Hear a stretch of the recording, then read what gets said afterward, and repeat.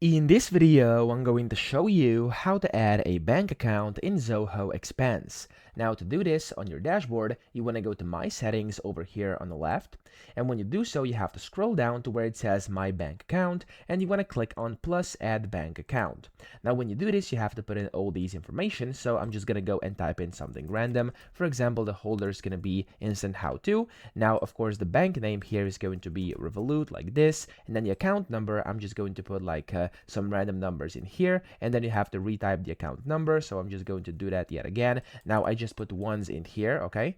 Of course, you can do your exact number because otherwise that's not going to work. Then account type is going to be either savings or checking. As you can see, for me it's going to be savings, and then you have the sort code, which I'm just going to put like this. Then you have to click on the save button, and as you can see, your bank account will be added. Okay, so that's how to add a bank account. I hope this video helped you out. If it did, please subscribe to the channel and help me out as well.